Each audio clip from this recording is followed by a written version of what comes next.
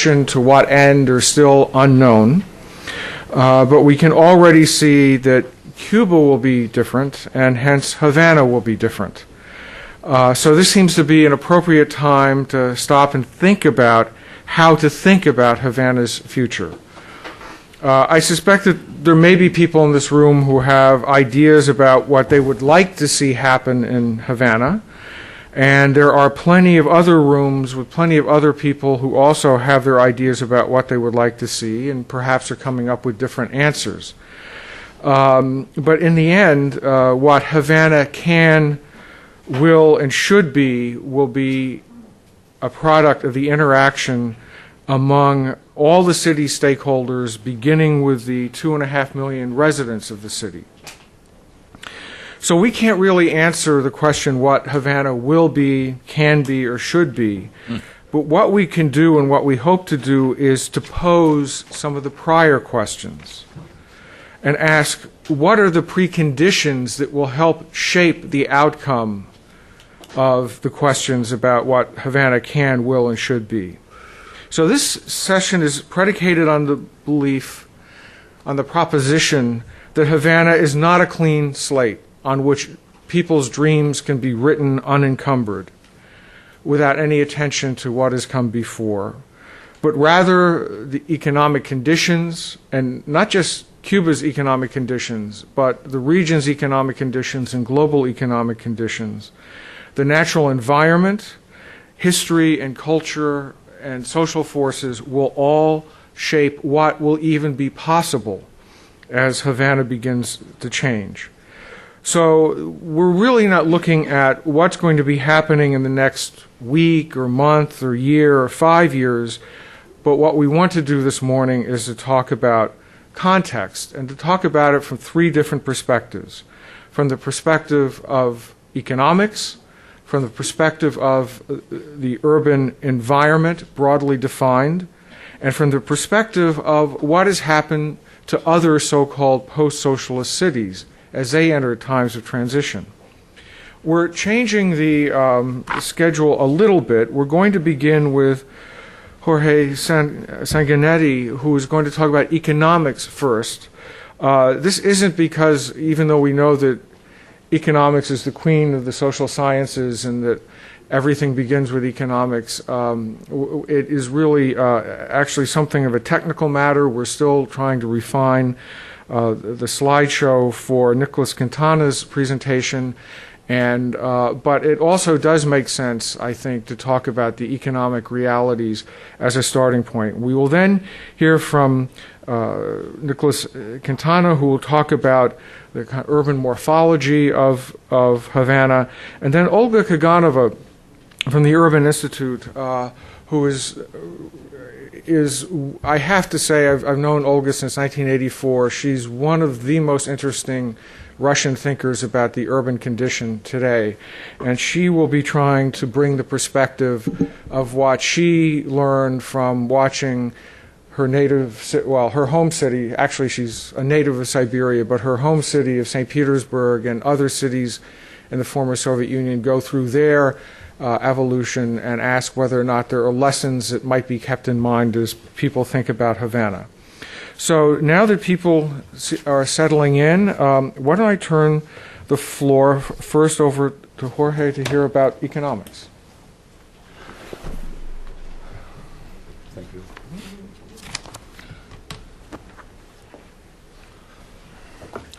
Well, I prepared this presentation to be after Quintana's, but I don't think it's going to be, there will be a disconnect.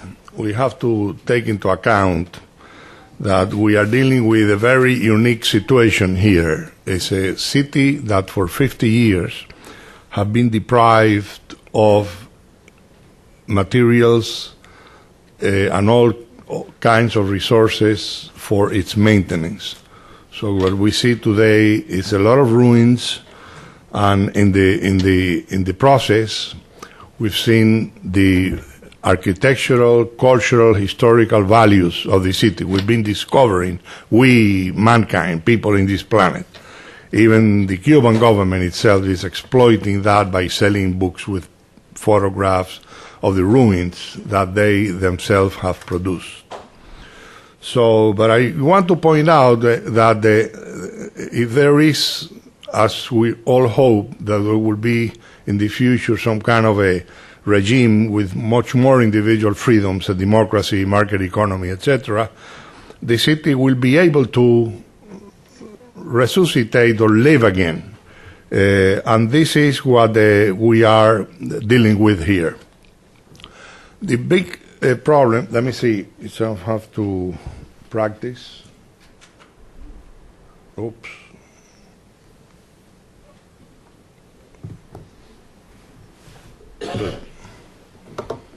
It's 4 buttons, so I have to practice, and I didn't. The great dilemma for the future will be how to develop the Cuban economy and while preserving the value of the heritage, the value of the heritage of the city. We have to take into account that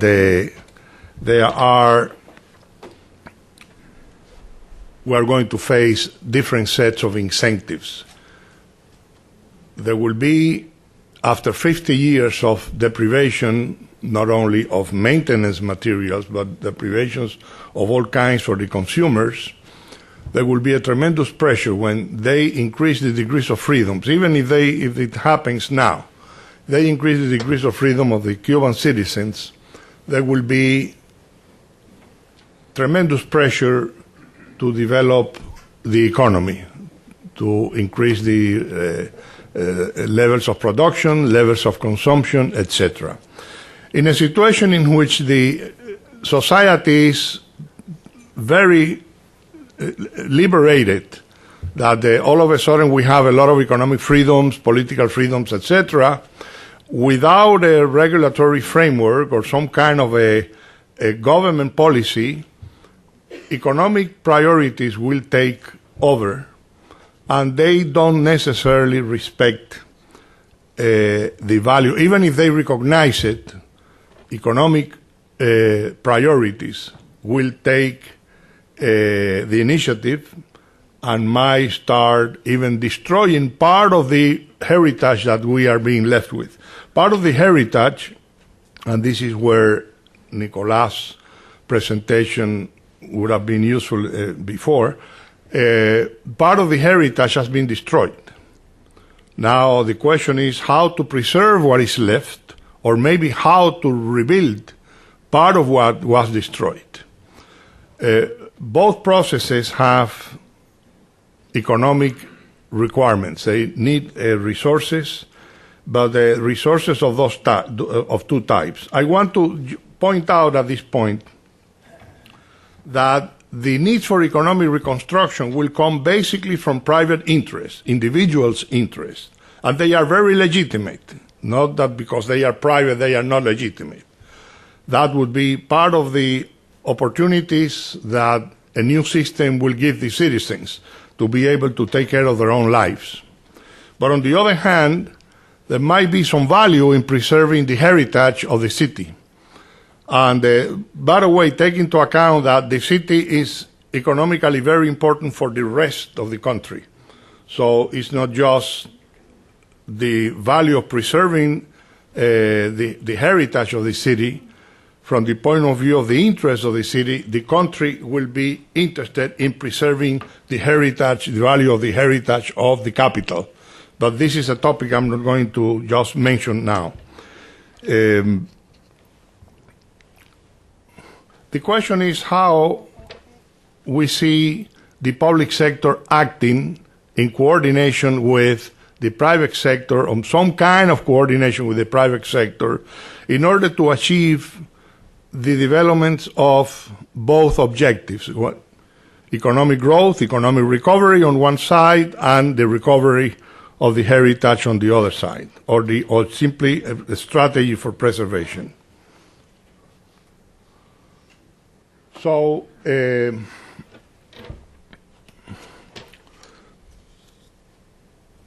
basic facts, I want to point out basic facts about these two opposing forces, just to understand how they interact. In the short run, unchecked economic recovery would destroy an unknown portion of the city's heritage. They might be developers destroying old buildings that might have some value before the government or the city's administration can determine whether there are certain landmarks, for example. Another fact is that the preservation of the city's heritage represents a constraint. I mean, if we want to preserve too much, we will be constraining the development of the economy in a way. This can be argued. I mean, people can say, no, that both things can be achieved at the same time. I don't think so. But this is a topic to discuss. So the preservation comes at an economic cost, and the economic recovery comes at a cultural cost. So we have a big trade-off here that we have to deal with. We have to recognize, we have to understand, and we have to see how we manage and what kind of policies we can formulate and implement in order to achieve these two things. In the long run,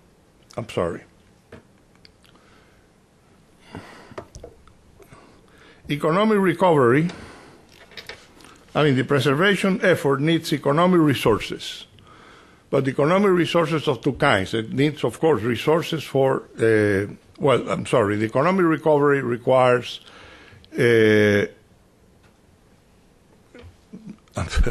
preservation needs two types of resources. Direct resources because of rebuilding, and not only material resources or financial resources, but also managerial resources. We need to put together some kind of a system that can manage the preservation, that can formulate policies, that can enforce those implement those policies, that can enforce regulations, etc. But it has another cost, which is the recovery has an opportunity cost in terms of foregone growth. As it sacrifices immediate growth, I'm talking about the short run now, there is a cost, another economic cost on the recovery per se, on the preservation per se. The economic recovery needs the preservation, on the other hand, as it will depend on tourism. In the long run, the value of the heritage of the city is not only cultural, it has an economic value. And that economic value could be recognized by the private sector. The private sector might be able to, at one point, understand the long-run value and be able to collaborate or cooperate more closely with the preservation effort made by the public sector. And we'll see in a couple of minutes why the public sector is important here. So we can see the cost of the preservation as an investment for the future. There is an economic value in the long run, but it's not going to be materialized immediately. And people, you have to picture, it's very difficult to picture. We are dealing here with two sets of factors. In architecture, the architectural dimension of this is very visible and very tangible, but the economic dimension is very invisible. So it's very difficult for me to show pictures of what happens to the economy. You can see the consequences of the economic failure. But for example, if all of a sudden you liberate, let's suppose that you can replace this government now and put together some kind of a very a government very committed to democracy, individual freedoms, market economy, etc., etc., and then people that will liberate all the restrictions. They lift all the restrictions that the Cubans are suffering in the economy. For example, private property rights, the possibilities of open a business, there will be a big constellation of businesses popping up immediately and improvising and using all the resources available in the city, so which would be very, very detrimental to the interest of preservation.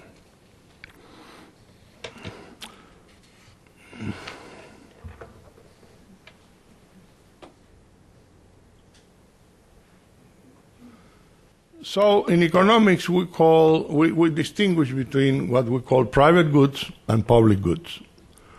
Public goods are goods that have to be consumed collectively, like street lights, national security, the stability of the price system. There's things in which you cannot exclude the consumption of individuals. Once you have street lights, everybody there is a beneficiary of the street lights.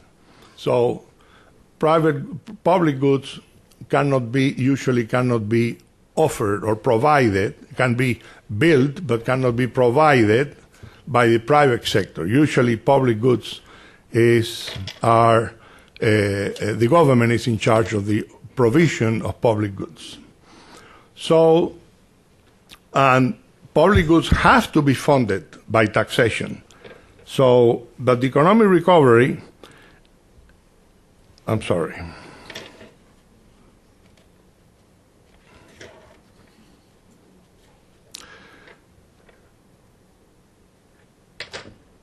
There are no individual incentive. This is the very important point here, and I want to rush a little bit. I don't want to take more of my time.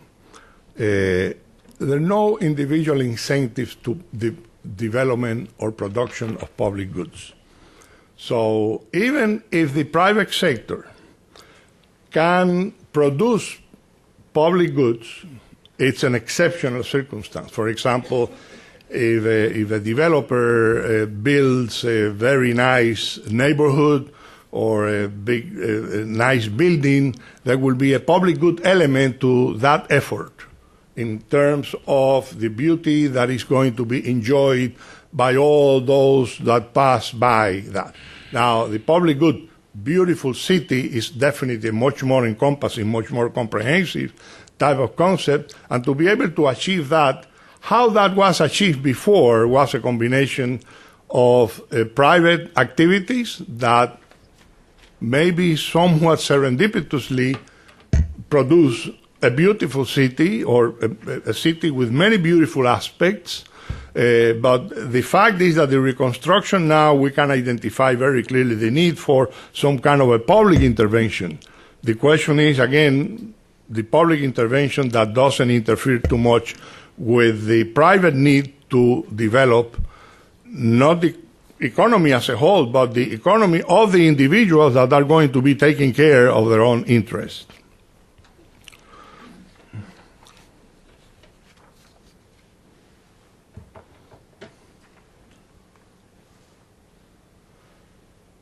So preservation requires funding and management. It's not just funding. Preservation requires some kind of a game plan, a policy, an instrument or a system to implement those policies, and it's going to be a question of responsibility for local government, Havana, the administration of the city of Havana, whichever way is defined, and also the national government, because the preservation of the city will be of interest for the country as a whole, and the government as a whole. I mean, the government, the national government, the central government. Funds for the preservation must come from taxation. Taxation will be the source of funding, and taxation at the same time comes from the economic base of the country. So there is an interdependence between preservation and the economy. The economy has to provide funds and resources for the preservation. Preservation, on the other hand, in the long run, is a very dynamic type of situation, will be able to fit into the economic possibilities of the country and then reinforce the economic advantages of the country. Now, the question is that how much preservation does the Cuban people, do the Cuban people want? Because if we are working in a democratic context, preservation comes from taxation. Taxation comes from the economic recovery.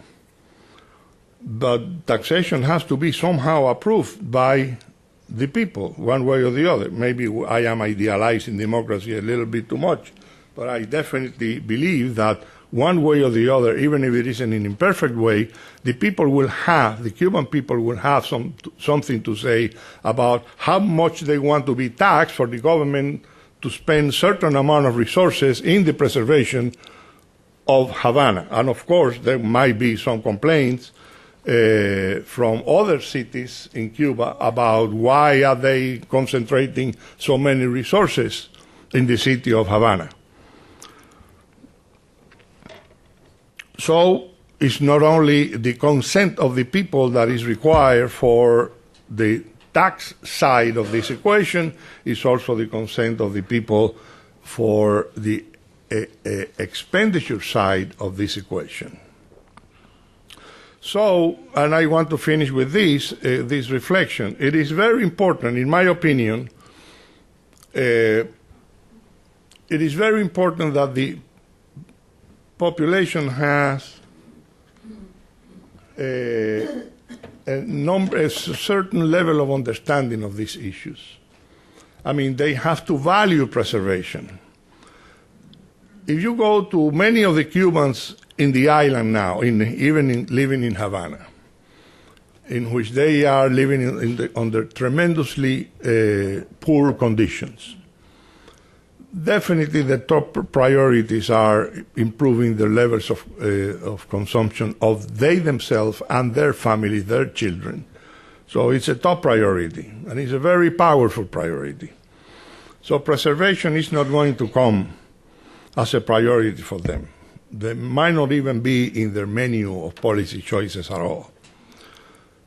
So I think that it is very important to increase the level of understanding of the value of preservation, even for them themselves, in a very selfish way in the long run, because it has an economic value that cannot be realized immediately. What we felt immediately is the fact that preservation represents a constraint for their immediate improvement, or they might feel it that way when they try to put some business in a building that should not be used for that particular purpose.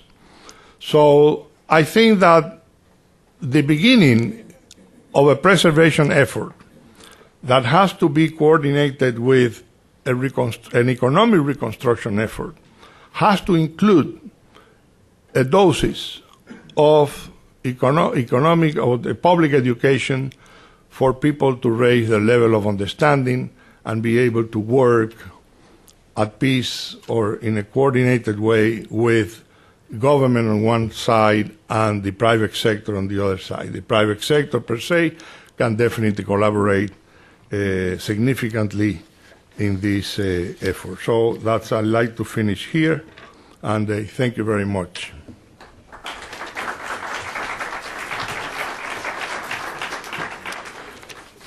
Thank you, and we were right on time, and I think it was a good idea to start with economics. And now we're going to be turning more to the physical environment, the natural environment, the existing urban environment, and we will shortly have the technology ready to go. I'm not spending a lot of time on people's biographies because they're available outside, but I think I do want to say that it is a distinct honor for us to have Nicholas Quintana speaking here today. And when we began to discuss this program with Juan Belt and our colleagues at AID, I think everybody understood that this is the one presentation we really wanted to be able to offer to you.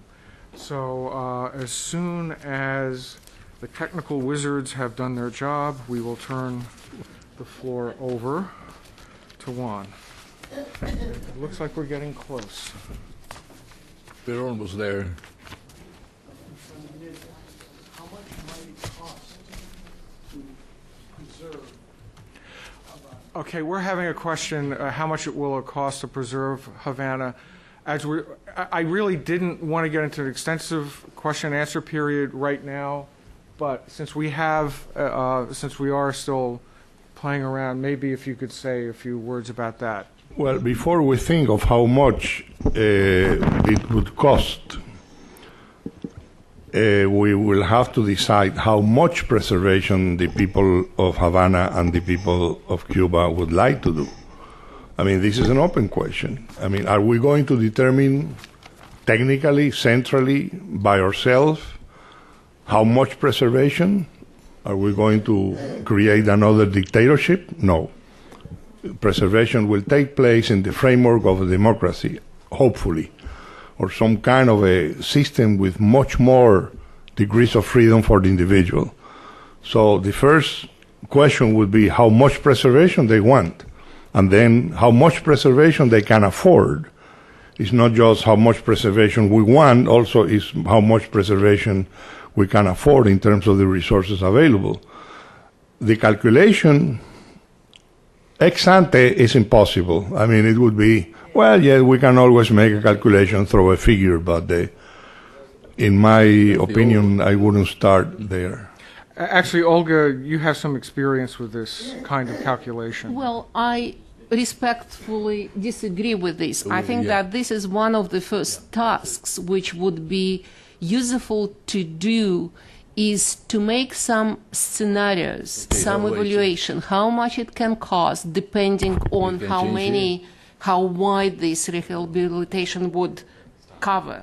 And this should be the background for decision making. The population and the government need to have numbers on the table. And I think that this never was done, let's say, in St. Petersburg, Russia, which I think was a mistake. So starting from assessment would be very helpful, I think. So we can see we're going to have a debate before the day is over, but I sense that we have everything working, so why don't we go right to the... All right. The floor is yours. Poof. All right. Okay, first of all, I want to thank the Wilson Center for the invitation and USAID, Braille Rover, and Juan Belt, who actually has been very energetic in this. Are you hearing me clearly? Yes. Okay. My presentation will be divided in two areas. One is a short introduction, and then the project itself. And the title of the presentation is Havana and Its Landscapes, a vision for future reconstruction in Cuba. In June 5th and 6th, 1998, at Florida International University, the Future of Cuban Cities Conference was held, sponsored by Latin Builders Association and FIU's School of Architecture. The closing lecture was given by Paul Goldberger, a renowned historian and architectural critic of the New Yorker magazine. I'm going to start my presentation by reading 3 paragraphs from Goldberger's lecture, where he stated the following. As a journalist, critic, and architecture historian who had traveled around the world, I had never been to Cuba until last fall. More significant still, and this is more damning of our educational system and our scholarship, I had never studied very much about what was in Cuba. For many of us in the United States, this piece of earth existed only in a political context, and a difficult one at that. The presence of an extraordinary culture, a culture of music, dance, food, art, and of course architecture, was simply not in our radar screen. And so I was not prepared for the fact that I would be visiting one of the great cities of the world. It is hard now that Havana is so vivid in my mind to grasp through my memory bank and try to recall the Havana I imagined, now that it has been replaced by the Havana of reality. The Havana that I imagined, like that of so many Americans, I think, was a small, messy city slow-moving, slightly crumbling, with the evidence of Russian presence fairly conspicuous, making the whole thing look sort of like a cross between a quaint Caribbean port and East Berlin. How amazing to find that it looked like neither one. The Havana I saw was not quaint, it was not cute, and it was nothing like East Berlin or Moscow either. If Havana struck me as resembling anything, it's a Latinized Paris. A city like Barcelona, perhaps, or Buenos Aires, but with a majestic and a power that is very much its own. And of course, there is no city of its size anywhere in the Western Hemisphere, perhaps no city of its size anywhere in the world, in which constructions more or less stopped in 1958. Now let's go into the project. The project Havana and Its Landscapes aims to visualize the future reconstruction and development of the city in order to create a total environment, a sustainable environment that recognizes the historic values and at the same time provides for the needs and aspirations of a free modern society, making recommendations as to the roads to follow in order to achieve that objective. Landscape architect Juan Antonio Bueno, which is the co-director of this program with me, has focused his work on the regional approach to achieve ecological sustainable conditions over which were established our socio-political, urban design, and architectural typologies in the tightly knit, holistic approach characteristic of this project, as we will see further on in this presentation. The project is being developed at FIU's School of Architecture under the direction of architects Nicol Quintana and Juan Antonio Bueno. Architect Felipe Préstamo, recently deceased, was invited to participate as associate investigator and fulfilled a significant collaboration. At the project start, 3 study areas were established. 1, regional approach to ecological sustainability by Bueno, urban planning and socio-political structure by Préstamo, and urban design and architectural typologies by Quintana. It was agreed that the 3 study areas would work jointly to achieve a multidisciplinary approach in its new urban vision. Each of the study areas will elaborate a written document explaining its research and recommendations. The conclusions arrived at in the 3 study areas can help guide urbanism conceptually in the future Cuba. Based on these conclusions, including the rural, natural, and socio-political components, an urban vision is being recommended to structure a modern Havana. This vision will constitute the main armature inside which the development of the city's barrios should occur, always respectful of their traditional historic values. The modernity inherent to the approach will propel the city into the future. In the study area of urban design and architectural typologies, a total of 50 students worked with me during 4 semesters in 3 groups of 12 and 1 group of 14, developed 32 projects and 33 scale models. All this work backed up with project posters, written reports, site photos, plans, digital images, and 3D animations. We have made 64 minutes of 3D animations. The history of Havana has been written also as part of the project. It narrative analyzes the historic models and critical thinking that have influenced the city's urban structuring from its foundation up to the present moment. In addition, a group of specialized professionals, as you have just heard one, Jorge Sanguinetty, have cooperated with different studies such as environmental, economic, legal, sociological, psychological, infrastructure, transportation, telecommunications, etc. Their proposals open a wide informative horizon and offer important suggestions in their reports.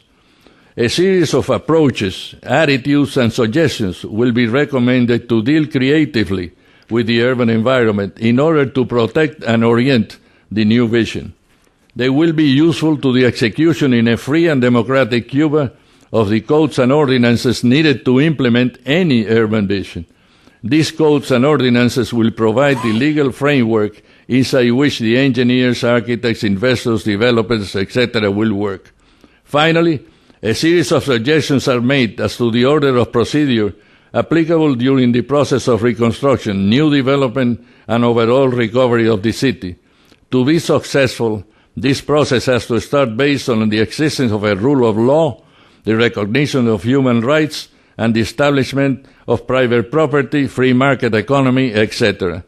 The process should be guided by the National Institute of Territorial Studies and Urban Design, Instituto Nacional de Estudios Territoriales y Diseño Urbano, created for this purpose. The project Havana and Its Landscapes is being financed privately by generous donations from Sergio Pino as president of the board of directors of Century Home Builders and Anthony Seijas as vice president, regional Dade County and Broward of Lennar Homes, Inc. Let's look now at that great city, its history, its present condition, and a vision to its historic architectural and urban future. The image you have in the screen is actually the foundations of the 7 villas by Diego Velázquez in the 16th century, and it actually shows Havana moving. Let's see if because I don't like to turn my back. Okay, Havana was founded in 1513 in an Indian settlement very near to Batabano, and later on moved to the river, to Casicaguas, Almendares rivers now, and further on moved into the present city next to the bay. The reason why Havana became very famous, even more than Cuba was, Havana dominated the whole sphere, was because the royal fleet used to stay in Havana. Once they had about 400 small boats, they would then take the Gulf Stream and then go into Spain carrying the gold and all that. It sailed from 1543 to 1740 for 2 centuries. And that forced the idea of the Spanish crown to name Havana the key to the New World. And here you see the coat of arms. That's the key to the New World, the 3 castles, El Morro, La Punta, and the Royal Force. By 1840, Havana was already developed. This is an engraving by Bachman in New York, 1840. He had already broken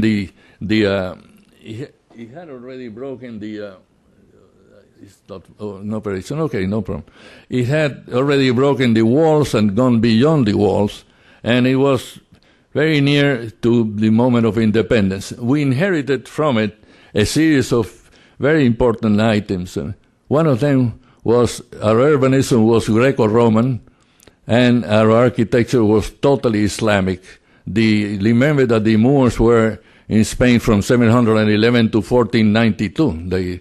They left Granada precisely the very same year that the New World was discovered.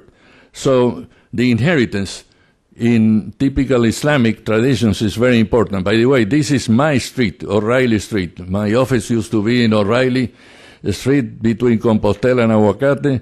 Number was 407. My memory is still here. And my phone number was M9123.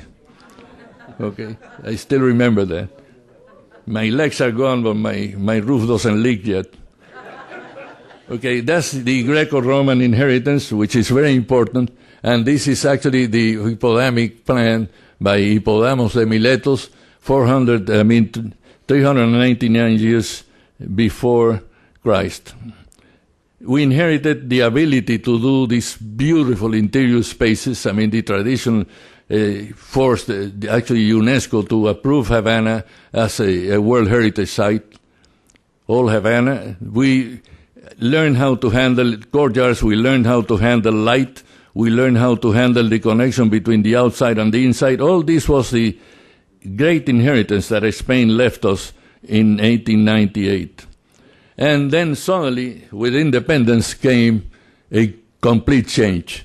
If you analyze to the right of the image, what it says 1850 to 1899, at that moment Havana had 242,000 people. In 380 years of colonialism, in 56 years, 7 months and 11 days, Havana had 1,000,004. And Havana grew from being 20% of the site inherited from the colonial into the size it actually has in only that time, less than the length of a human living life, which is an incredible feat. It's called the Cuban miracle. In Havana, in 1919, during Malecon's presidency, 10 buildings were finished every single day.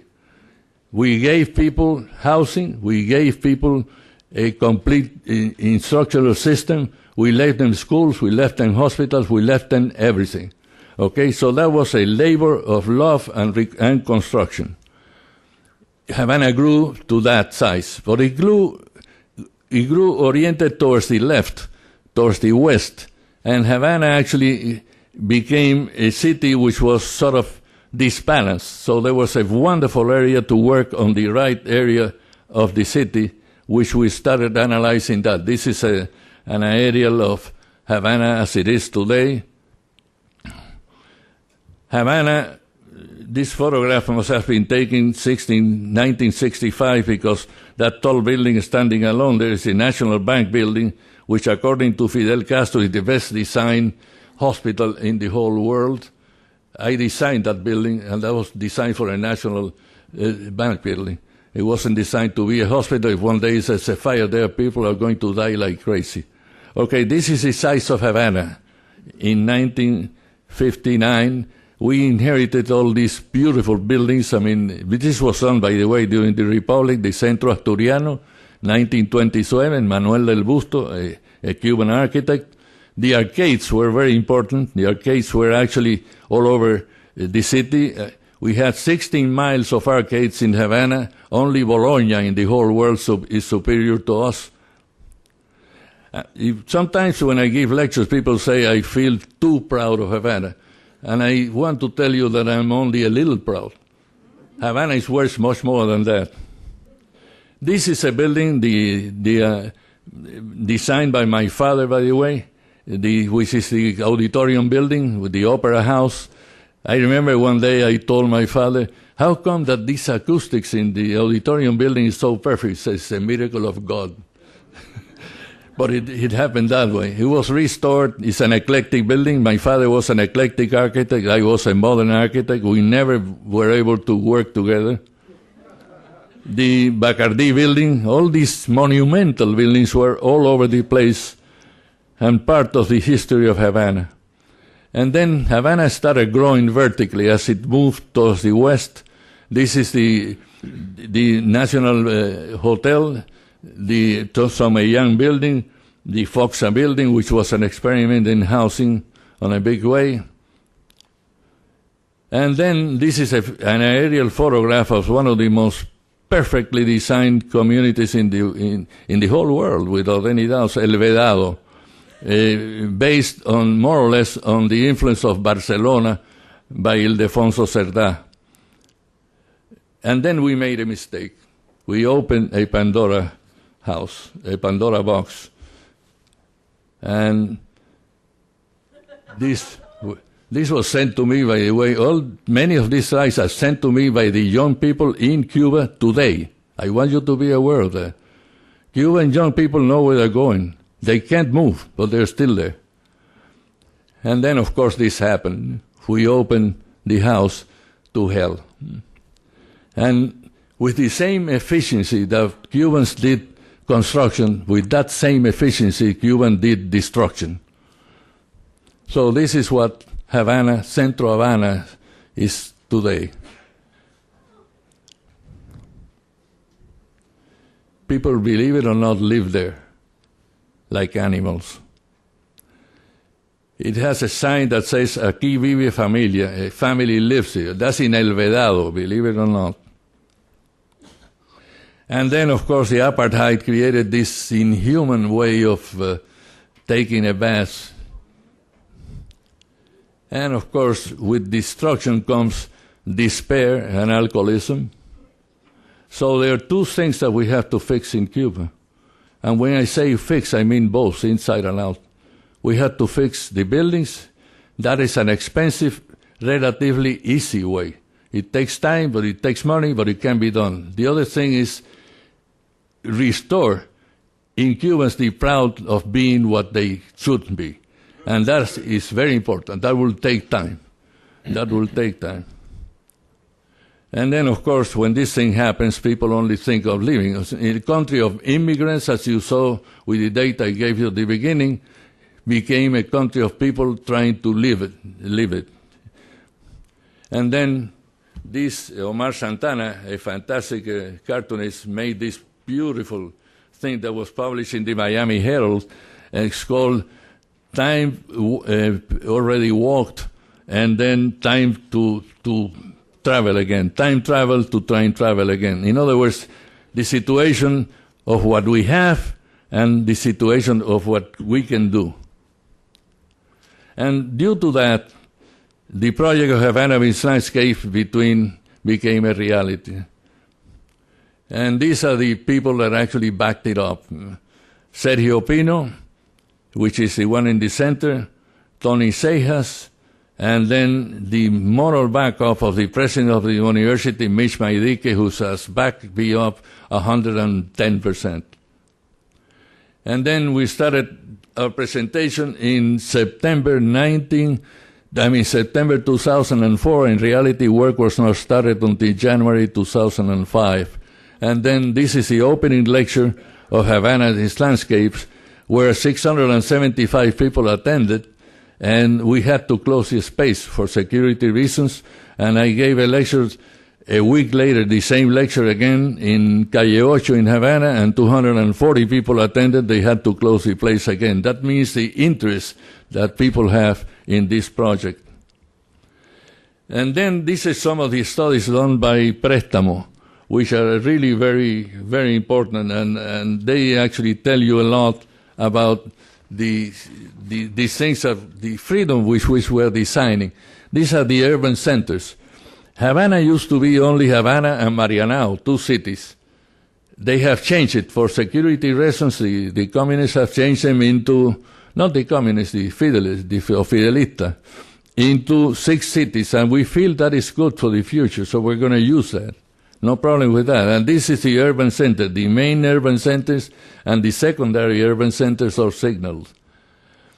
Then the educational area is actually taken care of. The Florida International University, by the way, is planning on opening a university in Havana in the future. We have already more or less located it. And then this is the main study areas. This, before Havana was taking over, already plans for Havana del Este were made, and these plans are actually very, very important, by Franco Albini in 1958. And then Préstamo took them and started doing his work and signaling how to connect Guanabacoa with the area of Havana del Este. I mean, in other words, we have thousands of drawings of these things already done. This is the area we are using an electrical train that will be back in the city in the future. And then this is the area where we can put over 2 million people in the area of Havana del Este. And then this is Havana today. Havana, as you will see, grew towards the west, is totally open towards the right, where all the beaches are, by the way.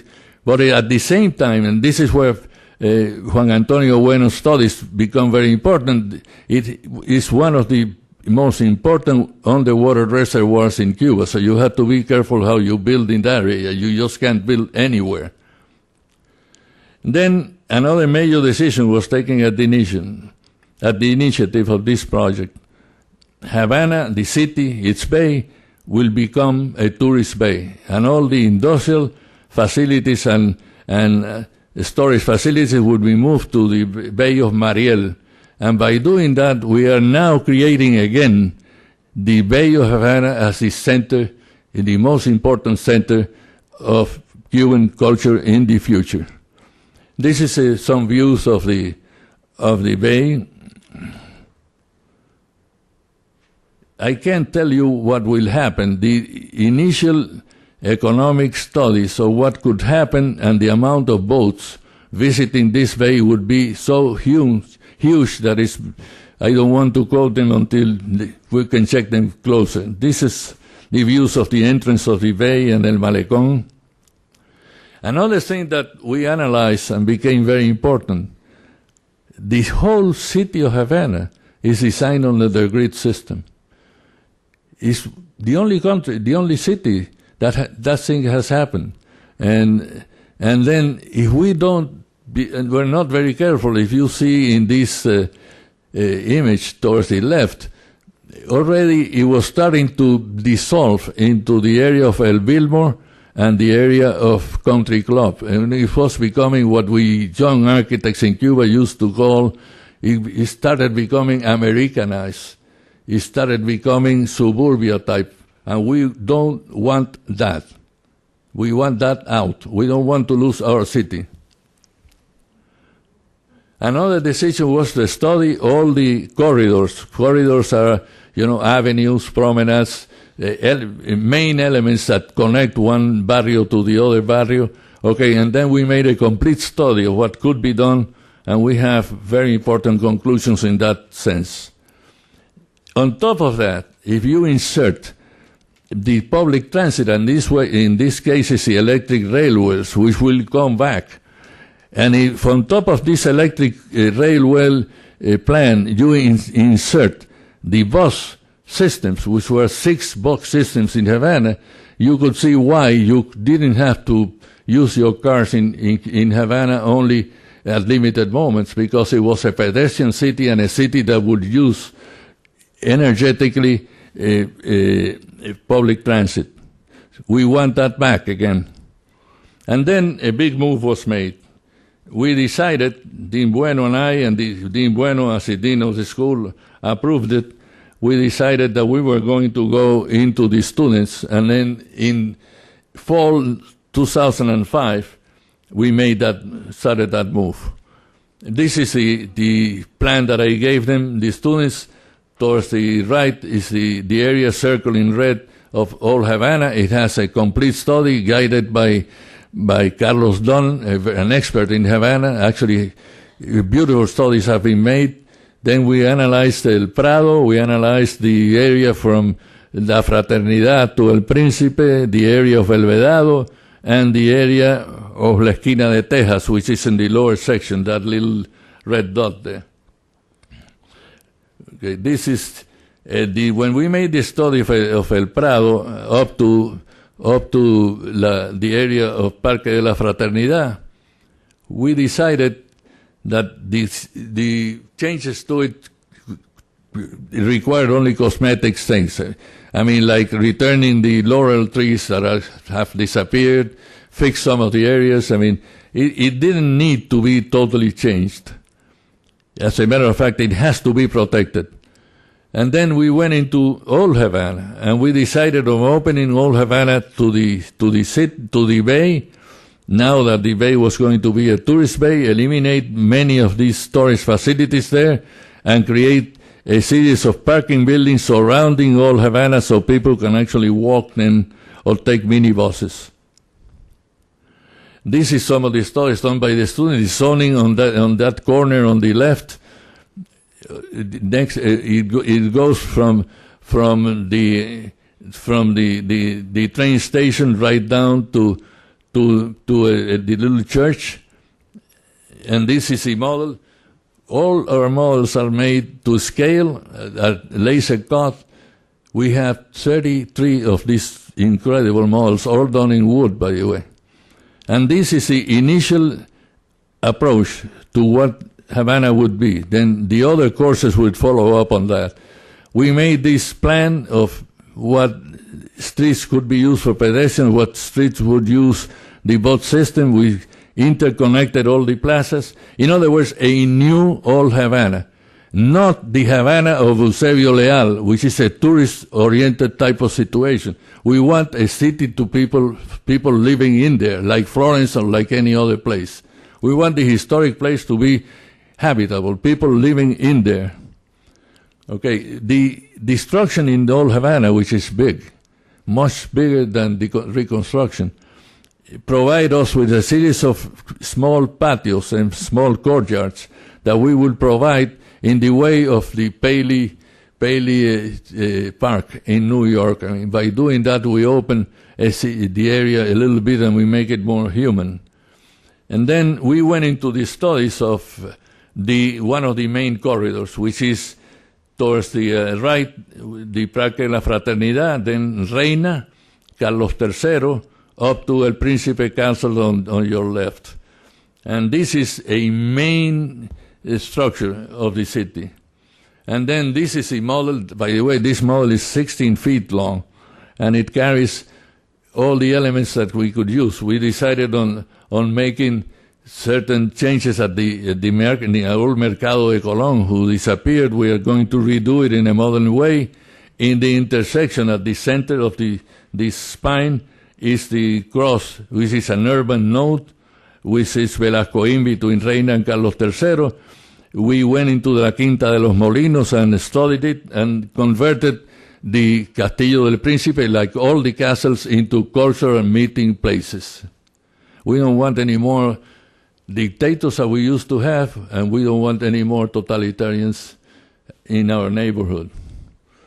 We went into La Rampa, which is the new urban center of Cuba. It was already started. It started in 1947 by the Centro CMQ building. Then we started doing all these computer drawings and selected an area which is actually very important for us, which is behind the Hilton Hotel, which is a white big thing that you see there in the center. Then behind that, we decided that we were going to do an office park. An office park connected to the three important hotels, the Capri Hotel, the National Hotel, and the old Caribe Hilton Hotel. I mean, the old Hilton Hotel.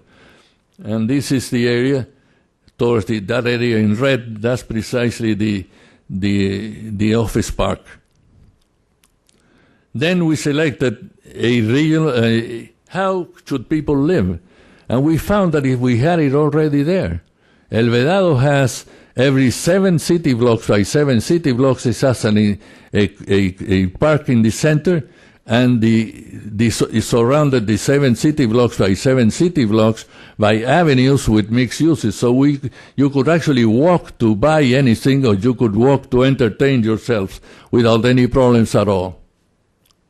So we decided on using that as a typical thing that we should try and have people use in the future. By doing that, we achieved a minimum density of 28 units per the acre. We're aiming at more. We're aiming at around 40, but a minimum of 28. We designed the parks, suggestions of everything that you are seeing is suggestions. We are not pretending to play God. Then the second element, spring 2006, we went into the same area that you saw before in Old Havana, which is in the red circle in the low area, opening to the bay. And then this is a project carrying a hotel towards the right. It carries parking facilities.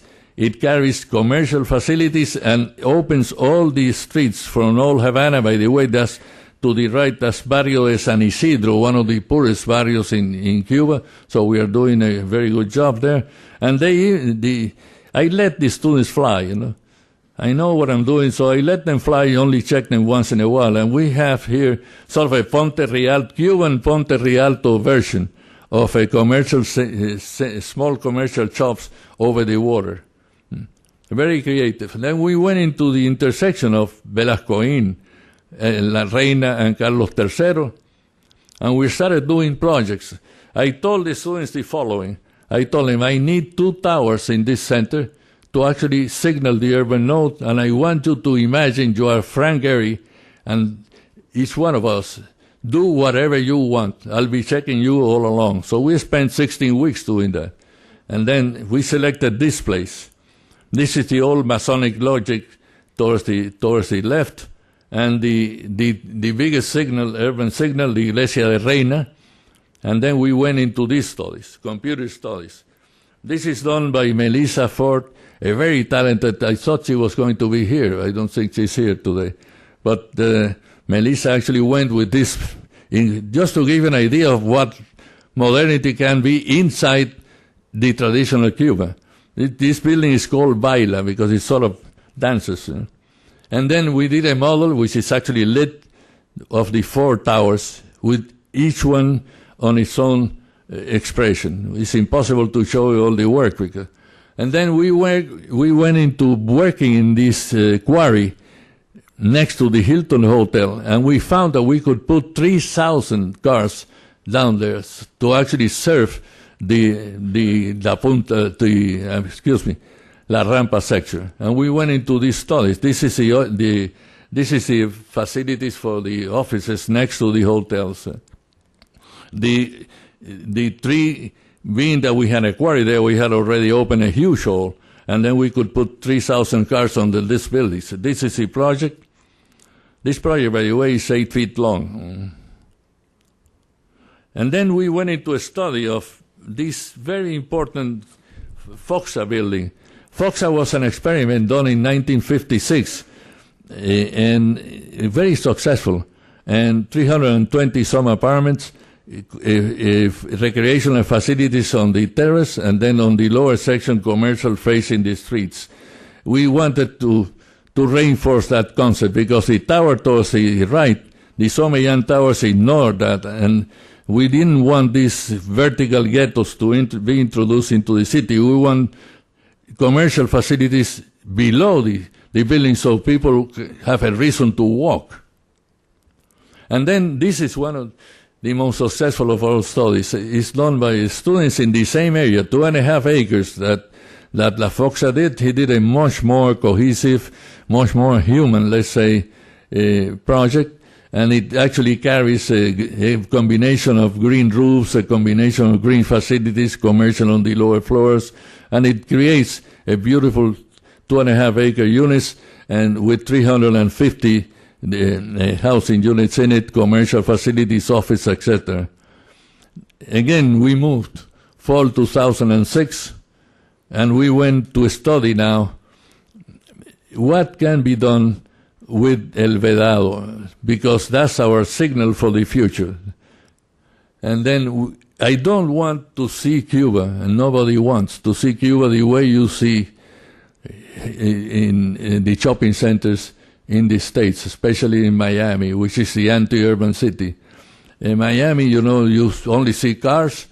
The use of that parking facilities is an average of 18 to 20% during the whole year. It's only used in Christmas time intensively. We don't want that. We don't want Havana to be destroyed by these parking facilities. So we decided that we were going to design a new urban thing called the Urban Activity Center. The Urban Activity Center I selected as a generic site. Calle 23, which is the diagonal that you see on the lower section, is 19, 21, and 23rd Street, and then going from the east to the west is the Calle H.A. And we designed these buildings.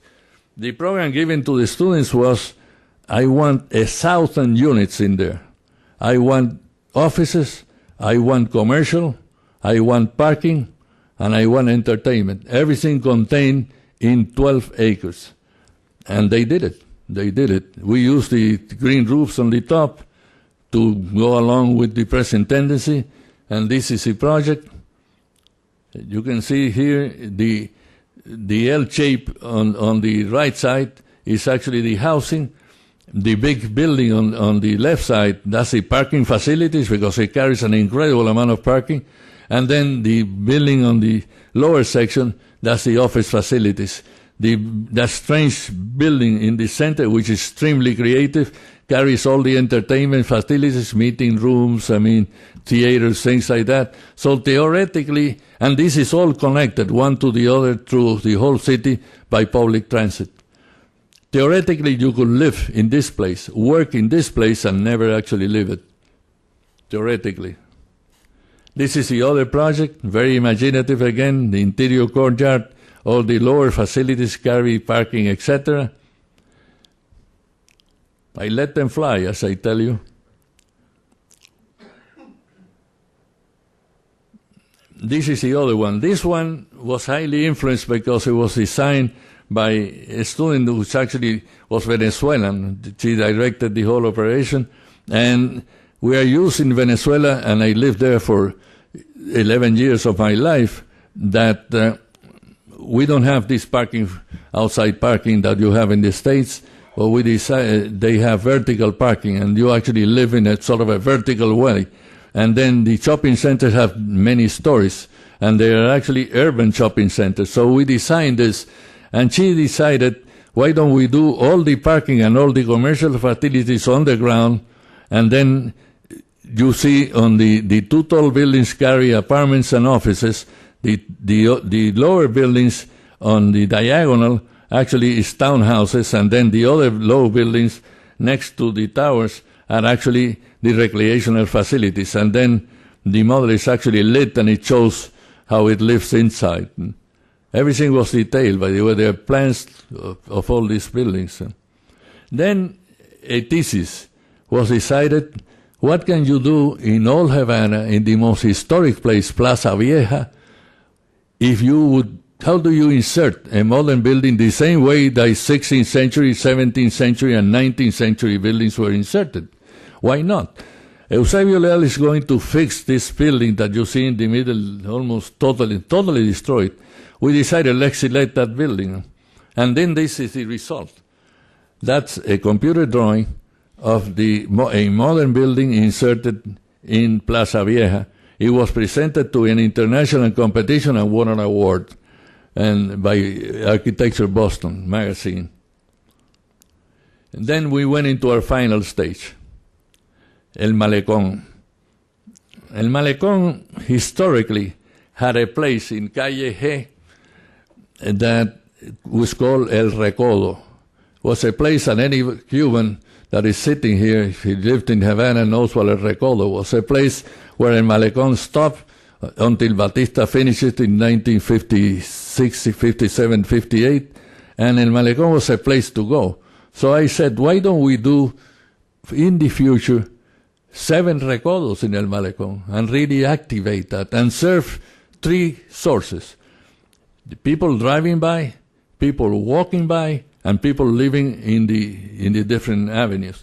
And then I did El Malecon for La Punta, El Malecon for Galeano, El Malecon for Velascoín, El Malecon for La Rampa, El Malecon for El Main Park, and El Malecon for Calle G and Calle Paseo. 7 recodos in El Malecon will revitalize that area in the future. And these are some of the projects.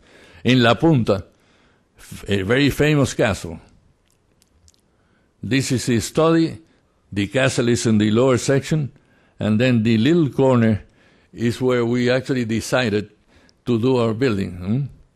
The castle is converted into an inside and an outside cultural activity areas. The old walls serve as a backup for theater activities, and we created a new interest in that area at the entrance of the bay.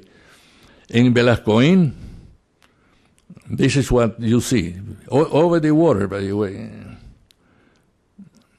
This is the buildings that were designed for that. All sort of facilities, libraries, recreational facilities, cafeterias, places to go with the parking facilities nearby. And then La Rampa.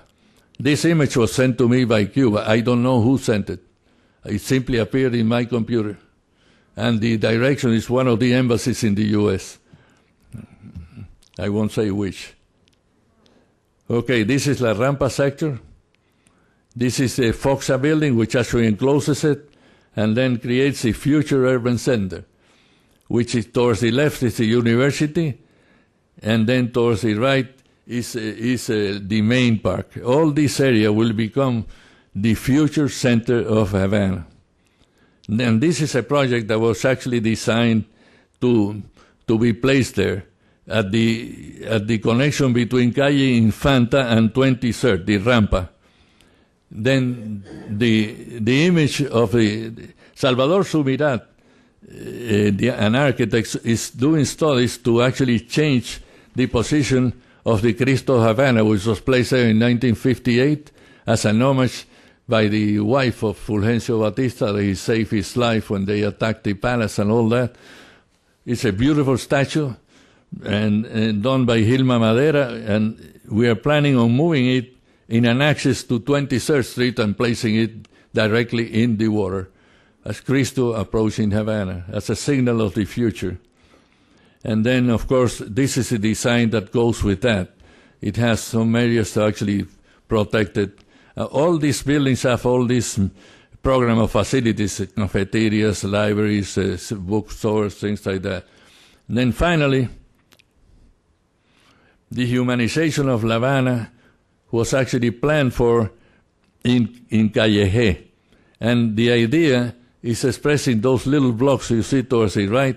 The idea is that in a socialist society, you live in a compact, you can't make any decisions. As you release yourself, you become human again.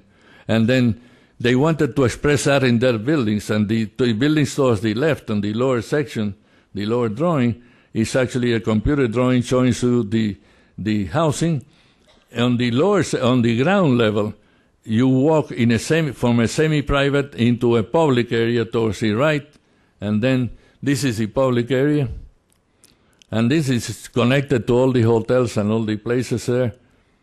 And then finally, near to where the Riviera Hotel and one of the Meliá buildings, we design an art and cultural activity centers for the people. And then in order to do this, you have to, I guess in many ways, have a constant search for the adequate expression and for truth. You have to do it with a lot of passion, which is in many ways what is driving me through. I'm already 83 years old, that's no joke, I can tell you that. And to develop a vision and then put a lot of work to make it implemented. This can't be done by the Cubans outside of Cuba, and it can be done by the Cubans inside of Cuba. But someday, when both unite and in a symbiotic union, and then my favorite philosopher, he says, Ephesus, Heraclitus, you might bathe in the same river, but you can never bathe twice in the same water. In other words, Havana won't be what it was. It would be a new Havana. It would be a modern Havana, and it would be successful. By doing that, we will be performing, this is the roots of the Cuban miracle, a writing by Levi Marrero, and we will be doing another Cuban miracle, maybe in another 50 years. Cuba will be free again. Thank you very much.